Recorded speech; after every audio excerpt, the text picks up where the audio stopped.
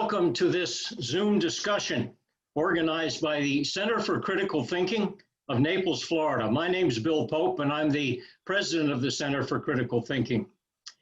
The CCT is a nonpartisan organization founded in 2006 by Rita and Bernie Turner.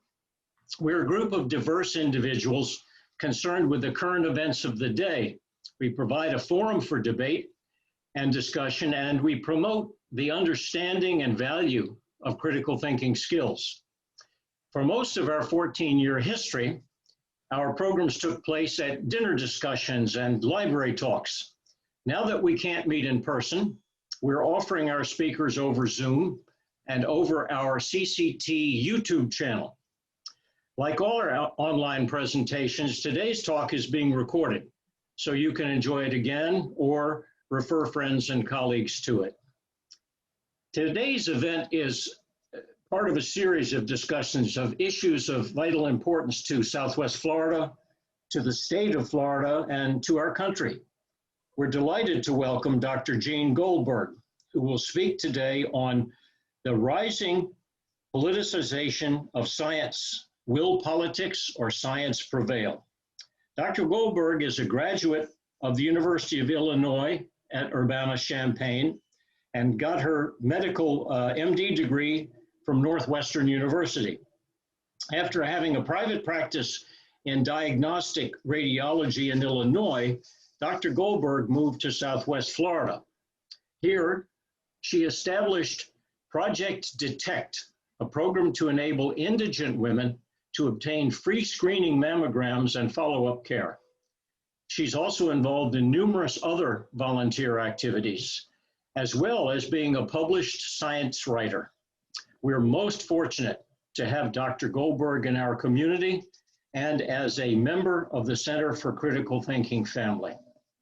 Thank you, Bill, for that kind introduction.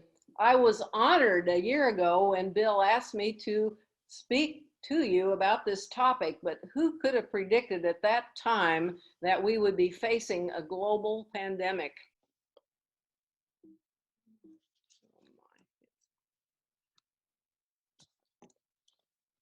There is an article that was just recently published in, let's see, pardon me just one moment here,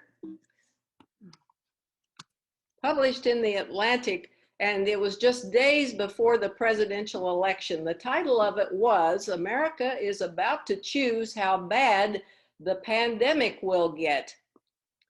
This article was written by Ed Young, and as I recall, the array of issues that one considered before voting for a president in previous elections, I was struck by the starkness of this title, expressed as a life and death issue. Of course, the election rhetoric in 2020 was couched in life and death issues on both sides of the political spectrum, as you know, the survival of our country as a democracy, but stating whether you voted for President Trump or former Vice President Joe Biden on this election placed what should have been a purely scientific issue, the pandemic, front and center in our presidential election. You'll have to pardon me just one moment here. We just have a little technical glitch perhaps.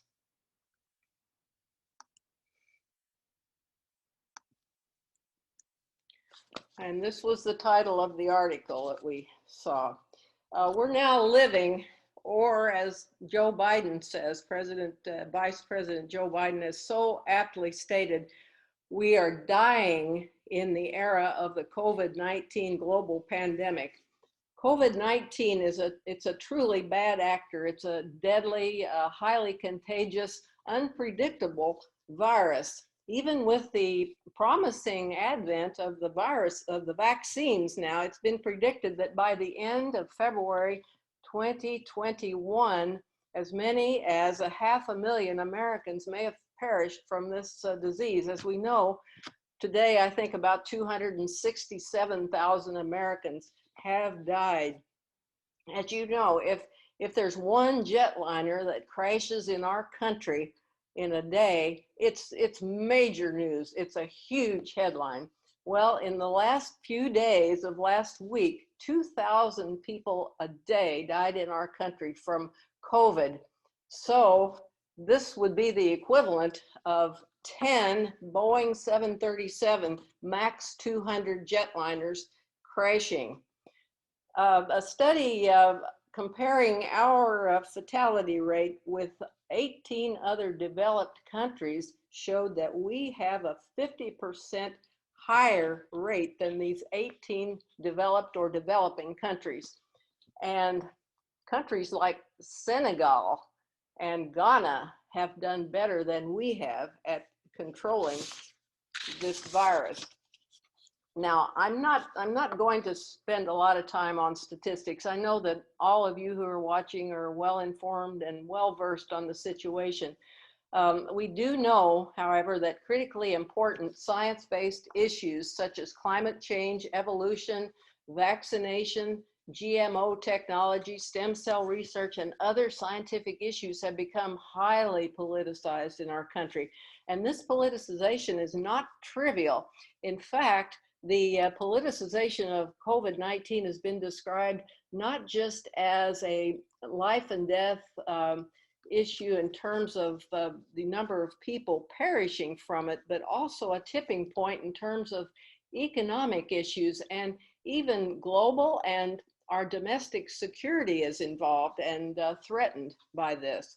If ever we were living at a time that called for scientific expertise and rational approaches to an urgent problem like COVID-19, this is it, right? When lives are threatened on a global scale, and the promising vaccines that are on that are here now actually haven't been distributed yet.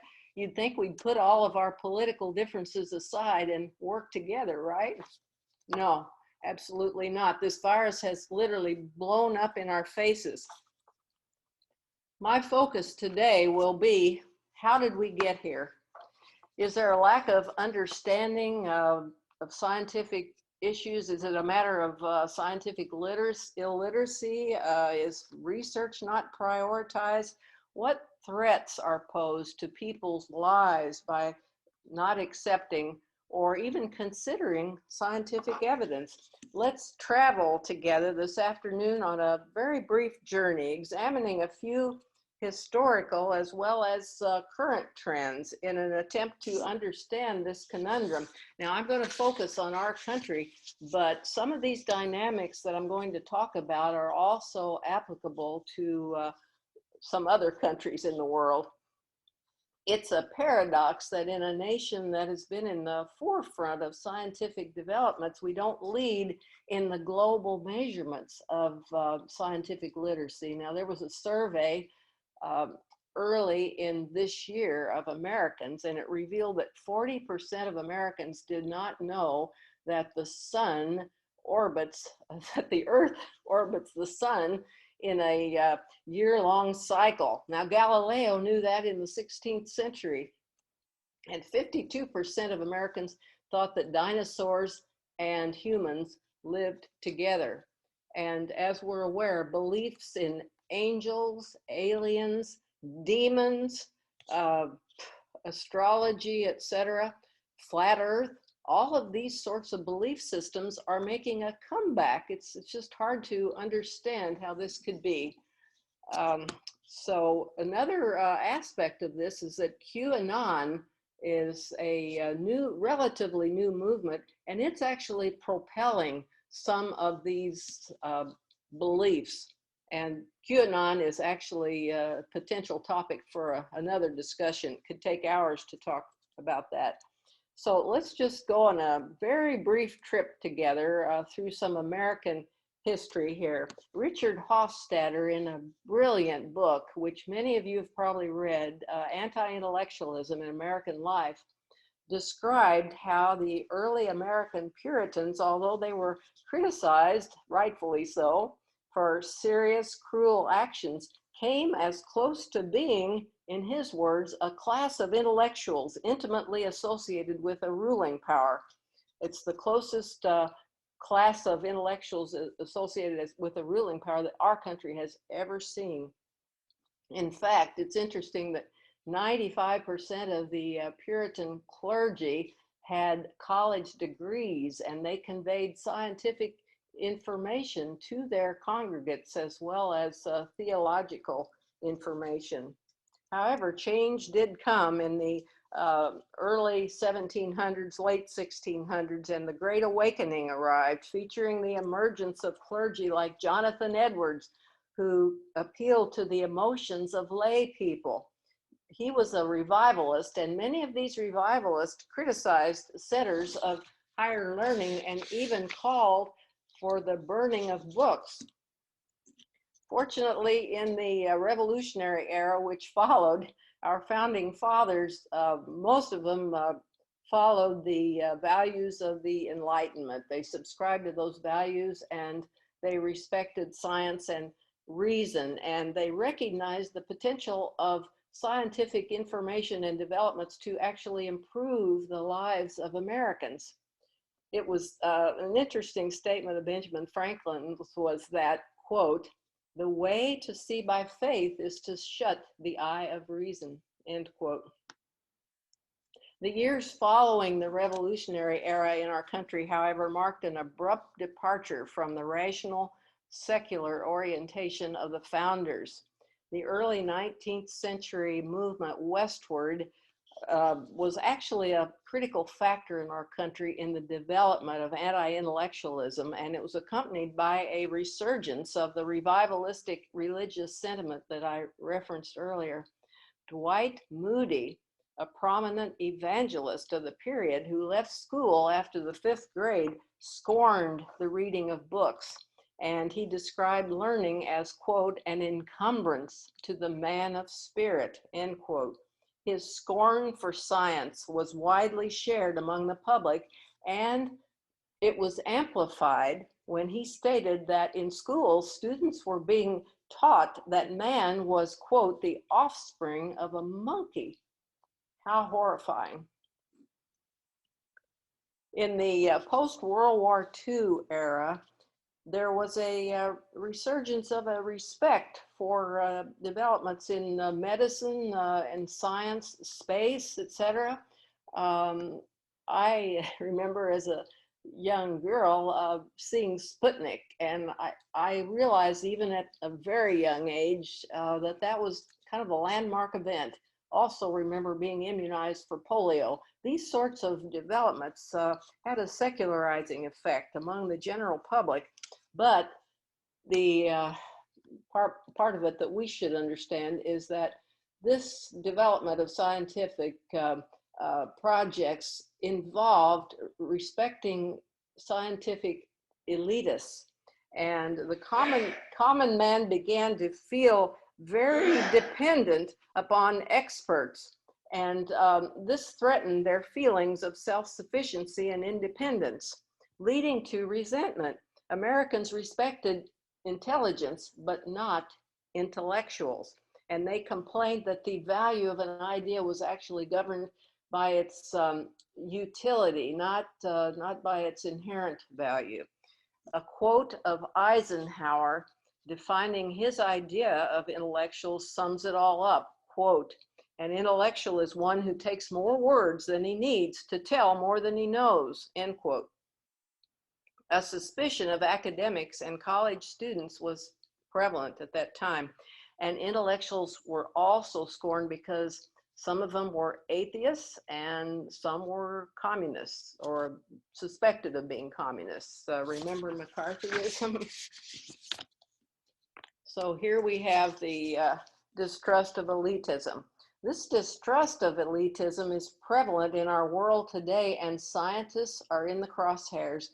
Additional factors contributing to this resentment of elitists has been described in a recent book that I found interesting. I didn't agree with everything in it, but nevertheless, it was interesting. And it's called The Tyranny of Merit. It was written by Michael Sandel. And in this book, he says 2/3 of native-born Americans now do not have a college degree. And his thesis is that several societal cultural factors have contributed to resentment among these individuals. in our culture, there are several undesirable traits that are associated with a person not having a college degree, and those are not just inadequate intellectual prowess or ability, but also laziness. So there's really, these people have a feeling of resentment.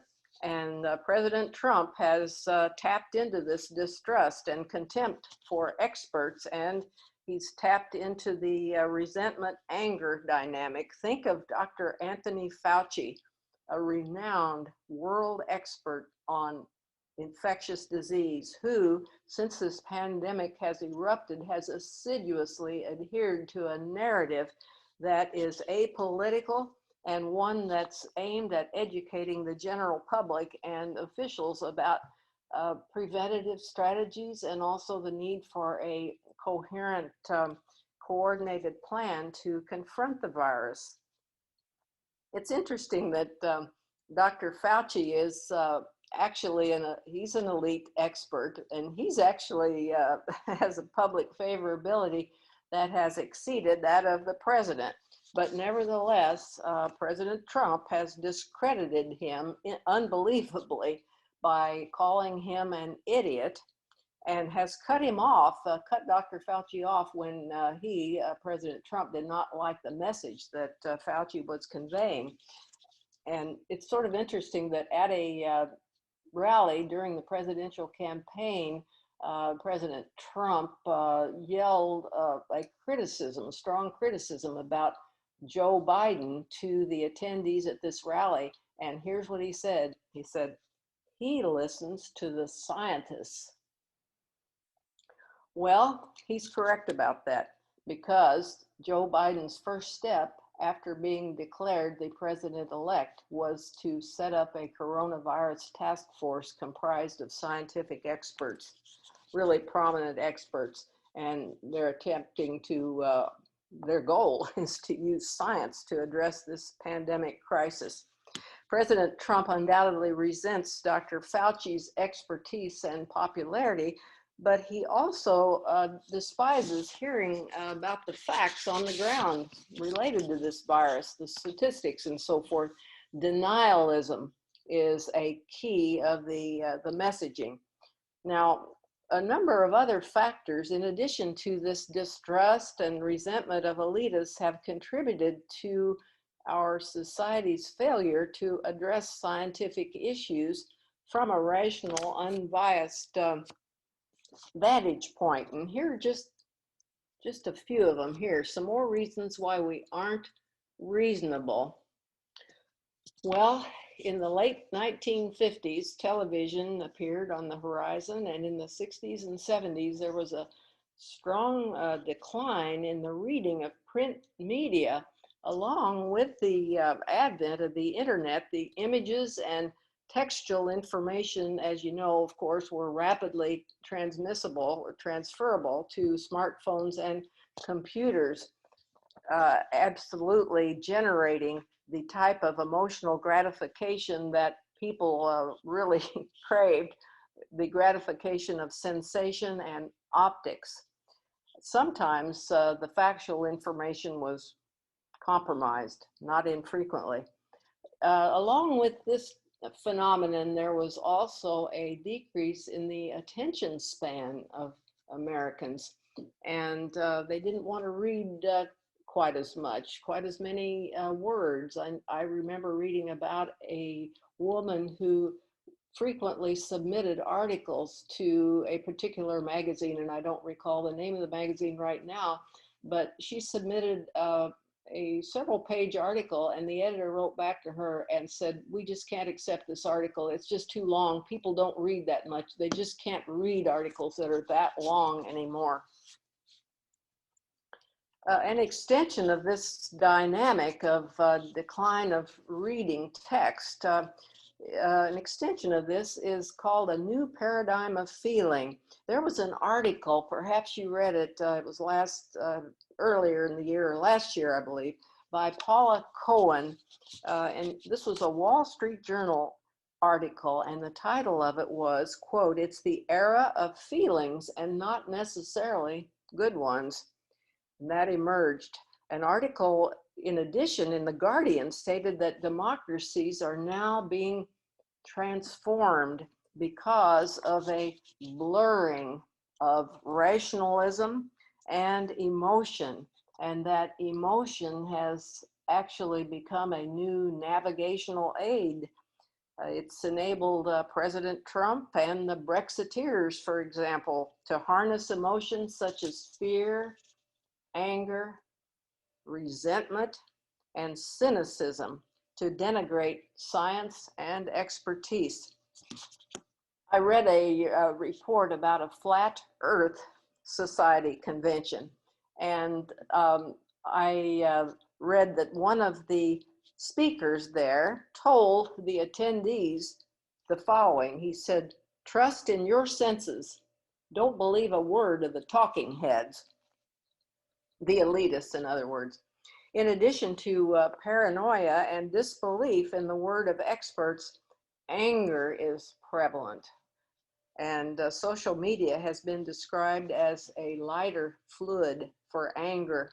And social media is also fertile territory for conspiracy theories, as I'm sure you're all aware. The most viewed pages on Facebook feature right-wing conspiracy theories. The way information is transmitted in our era amplifies what neuroscientists describe as our inherent dynamic. We seem to just sort of naturally process information emotionally, viscerally at first, and only later examine it rationally. A general erosion of truth has occurred in our society in recent years in a dramatic fashion. False information permeates cable TV. Now, I'm just going to mention a couple of the stations. You may have some others, but Fox and another station that I just became aware of early this year, and that's OANN, One America News Network. And social media has also played a role. You may be familiar, some of you, with the fairness doctrine that was introduced in 1949. That fairness doctrine required broadcast facilities to present controversial issues of public importance, and to do so in a manner that was, in the FCC's view, honest, equitable, and balanced. This doctrine was repealed in 1987 during the Reagan administration. In a current Foreign Affairs magazine article, Francis Fukuyama provides an overview of potential ways to address powerful internet behemoths' power to shape narratives and distort facts, but there are no easy solutions, and we have to respect the power of free speech, the right of free speech, so to speak. Now, there's also another contributing factor is that many of our students now are not receiving a proper education in scientific issues. In a recent survey, 25% of high school biology teachers, it's incredible, in Texas, believed that man and dinosaurs lived together. A Pew study describes the results from PISA, P-I-S-A, that's the Program for International Student Assessment. And every 3 years, this PISA measures ability of 15-year-olds in some basic skills, reading ability, math, scientific literacy. And PISA results from 5 years ago placed the United States in an unimpressive 38th out of 71 countries in math and 24th in science. One might look at the factors listed above and think that perhaps we just have an information gap, the need for reliable, unemotional information sources so that scientific issues can be approached in a reasonable manner. But it's the explanation is much more complex than that. There's a book that's fairly hot off the press called Why We're Polarized, and it addresses identity politics. In this book, Ezra Klein describes how members of the Democratic and the Republican parties prior to the passage of the Civil Rights Act had overlapping demographics. They look similar in their racial makeup, religions, even in liberal versus conservative ideologies. But today, after the Civil Rights Act, Southern conservatives left the Democratic Party to join the Republican Party, and Northern liberals joined the Democratic Party. So the parties are sharply split now across racial, religious, geographic, cultural, and psychological lines. There are many identities that a person possesses. And through a process that Ezra Klein describes in his book, these identities have literally become mapped upon our choice of a political party, especially if we, like probably most of you, if we're all really involved in studying political issues. Klein states that every choice in our life reflects a psychological signal, and he refers to another book which is titled Prius or Pickup to demonstrate this principle. Living on a river, I think of kayak versus jet ski, or if you're up north, you might say snowmobile versus cross-country skis. But once we become engaged in identity politics, not all of us, but many of us become tribalistic, and we adopt an us versus them attitude, even across the spectrum. If we step outside of our party, we may pay the price. Klein poses a question regarding what would happen if Sean Hannity got up on Fox one night and he said, "Do you know, I've really changed my mind. I think climate change is the #1 threat to our planet." Now, what would happen? And Klein does refer to another kind of interesting story. He talks about David Brooks, who many of you know as a conservative columnist for the New York Times. Early in the Trump presidency, David Brooks wrote some articles critical of some of the policies of President Trump.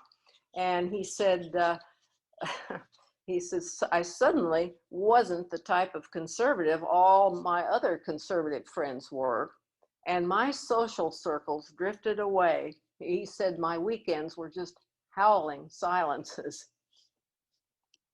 Interestingly, research has demonstrated a science literacy paradox, however, in which better educated liberals and conservatives who score high in scientific literacy are also paradoxically more likely to hold beliefs that confirm to their religious and other types of political identities. Don't all of us know some individuals that fit in this description? I do. We tend to adopt the positions of our party, maybe all of them, or our social group, and we even become angry when these positions are threatened.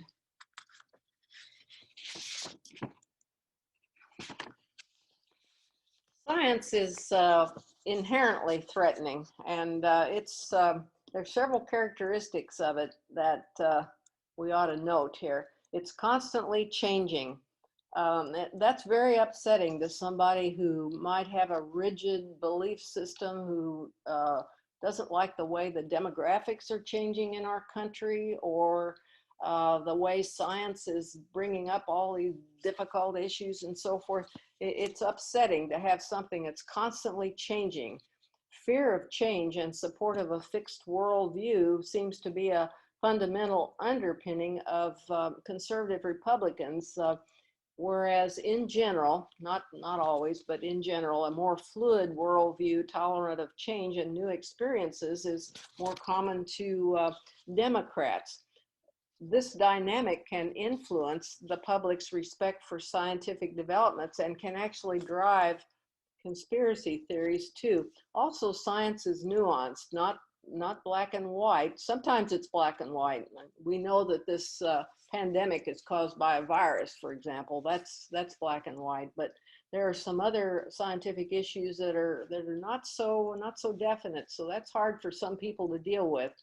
Also, it's challenging to authoritarian systems, and there's a democratization of information. We can have scientific experts all over the globe examining an issue, and their data it's available to them. They have the tools and so forth, but it's subject to validation by others. So this is somewhat threatening.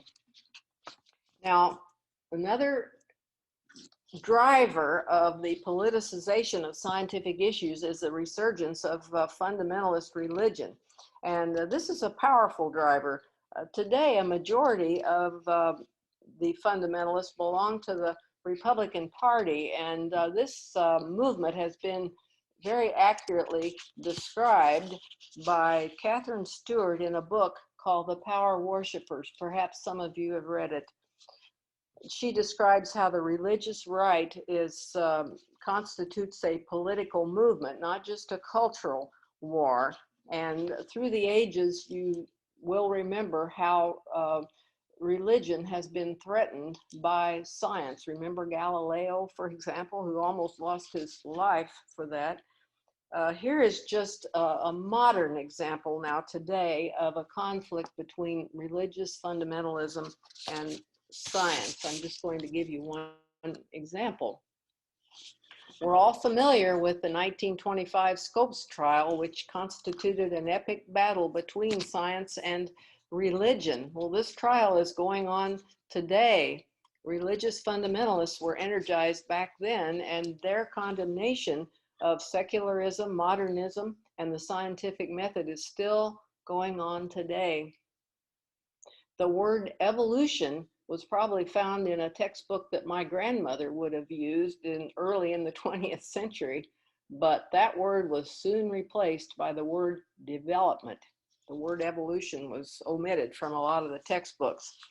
You might find it interesting that recently in the Florida Senate, a bill, early this year, a bill was introduced to allow parents to keep children out of class when they knew that topics like human influence on climate change, reproduction issues, and evolution were going to be taught. Parents would have the ability to keep their children out of class on those days when those topics were to be addressed. But that bill was indefinitely postponed, and it was withdrawn from consideration on March 14th of this year. The school choice issue has brought this anti-science orientation into full focus. The voucher issue is interesting. About 80% of the schools that receive vouchers in the state of Florida are religiously based, and some of those, we don't know how many, but some are teaching creationism, which is interesting. Gordon Gauchat is a professor of sociology at the University of North Carolina, and he studied the issue of politicization of scientific issues in depth. And he's concluded that from an ideological standpoint, conservatism itself has been a strong driver of a decline in the trust of science. That's his opinion, creating its own knowledge base that often conflicts with scientific facts. In an excellent book, The War on Science, Sean Otto has described the marriages between different segments of our society. There's an anti-regulatory, pro-corporate business interests and the Christian right, and they found their marriage in the Republican Party. Big industries have taken charge of recruiting the Christian right into their campus by supporting right-wing talk show hosts. The Clear Channel Company either owns or programs most of the nation's 58 strongest 50,000 watt AM stations, literally stocking them with right-wing talk show hosts. And religious fundamentalists have supported President Trump and the conservative judicial appointments, et cetera. But in addition to a generalized anti-science attitude, many of the actions of the current Trump administration have been appealing, not just from an ideological standpoint, but also from a transactional point of view. There's been policies favorable to fossil fuel, but there's also been deregulation of a number of, and decrease in research. There are a lot of different actions that have been taken that we don't have time to go into today, but this has led to a flight of many scientists from federal agencies. It's most upsetting. The other marriage is the pro-environment, pro-choice, anti-corporate elements of scientists and environmentalists, and they've found their interests best represented in the Democratic Party. But these marriages have catalyzed the extreme polarization regarding scientific issues that we're witnessing today. Another driver of politicization is postmodernism. And this has occurred in the latter part of the 20th century. And I don't want to go into it in great detail, but this actually arose in academia.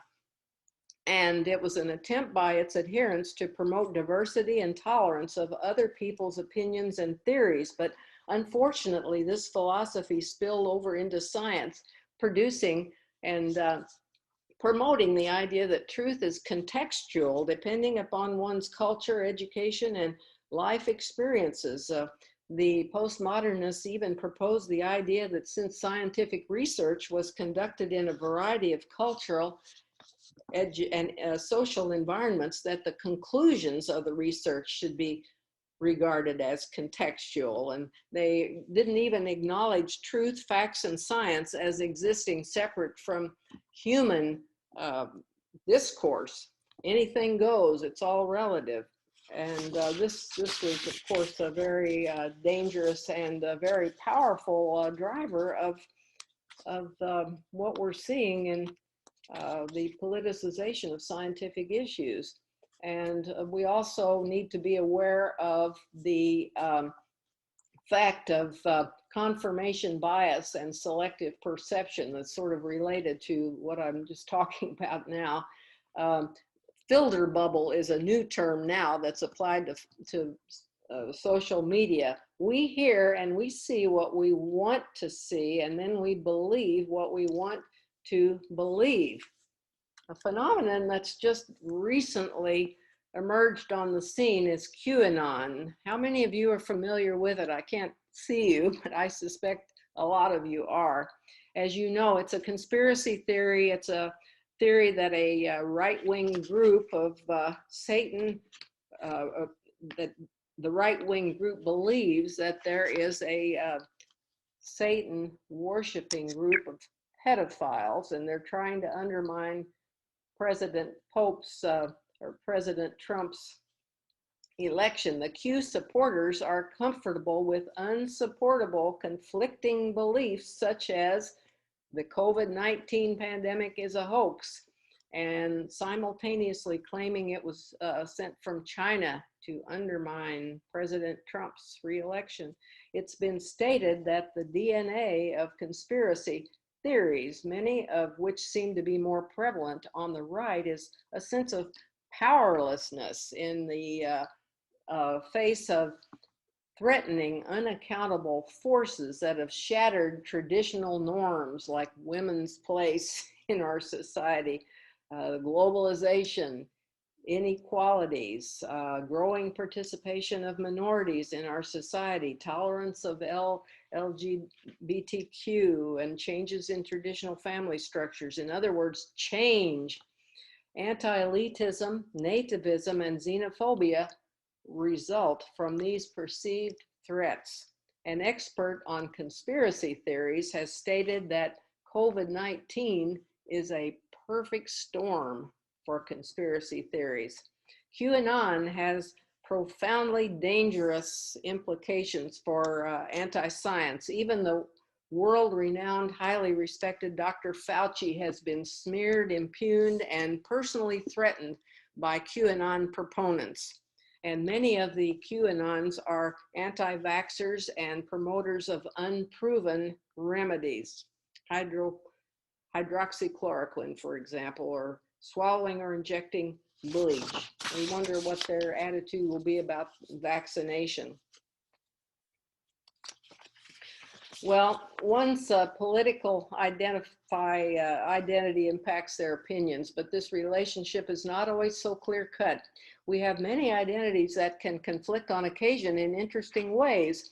For example, progressive Democrats have traditionally been strong supporters of scientific research and have endorsed the validity of evolution and climate change. Nevertheless, some regard vaccination, fluoridation of drinking water, and GM foods and a variety of chemicals as threatening scientific developments. And even many scientifically literate progressives are skeptical about the safety of GM foods and are concerned that the food industry's vested interests may outweigh safety issues. The vaccination issue is one that has strange bedfellows. A fraudulent article appeared years back in Lancet, a fake article, and it was where the researcher said that vaccination was responsible for autism.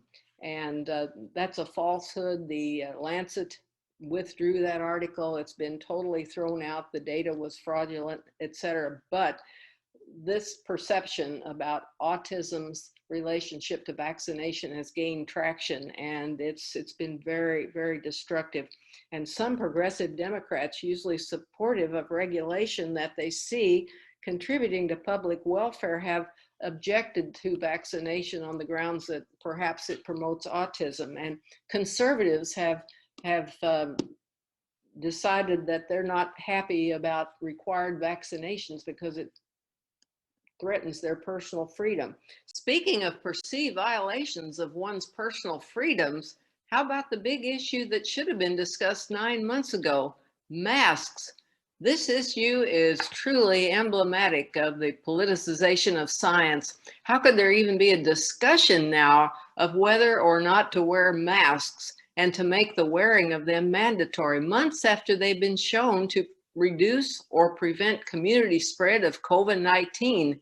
Asians have learned from the experiences of SARS and other epidemics, and they uniformly don their masks without complaining. In fact, wearing a mask is considered to be a patriotic gesture in some of these countries. Their collective approach versus our misplaced individualistic one is illustrative. China, South Korea, and Japan, where masks are worn routinely, have a COVID-19 case incidence rate of approximately 25 in 100,000 individuals, whereas in our country, the incidence is 640 per 100,000. Importantly, this issue is not just emblematic of the politicization of a scientific issue. Since top leadership has not modeled the wearing of masks or made it mandatory, thousands of lives have been lost unnecessarily in this country, even in our COVID-19 era, when a science-based approach is critical. Uninformed, inaccurate, and fragmented messaging has been promoted. All of us truly share the hope that our positions and actions regarding scientific issues will be based on reason. And this is often true, but our psychological infrastructure, cultural and educational background, religion, and life experiences can also drive one towards identity politics, where the team's position becomes ours. There's no doubt that a threat to our democracy and to the welfare of our children and grandchildren exists when there is scientific illiteracy, complacency, or extreme polarization regarding scientific issues among the general public. When powerful vested interests use baseless information, fake news, to lobby for their positions, this constitutes a form of authoritarianism that can be used to impede scientific progress and, in the long run, can cause a government to fail, and in the instance of COVID-19, lives to be needlessly lost. We must look through the lens of science and reason rather than through an imaginary looking glass, and respect the power of science to preserve our democracy in the United States. I want to thank all of you again at the Center for Critical Thinking for inviting me to speak to you today. I am really appreciative of your efforts, and I value the opportunity. Thank you. Many thanks for an informative and timely presentation. I learned a lot, and I'm sure that others will too as they watch this video. It will be interesting and of vital importance to our country to watch how science, facts, and expertise fare over the next 4 years. There's much more at stake than getting past the pandemic. We hope you will come back for another session to update us on how science is being utilized in our new situation. To our CCT friends who have enjoyed this video, please take a look at the wide range of informative presentations already on the Center for Critical Thinking's YouTube channel. Please also keep your eyes open for the many new videos and webinars coming your way. Thank you, and stay well.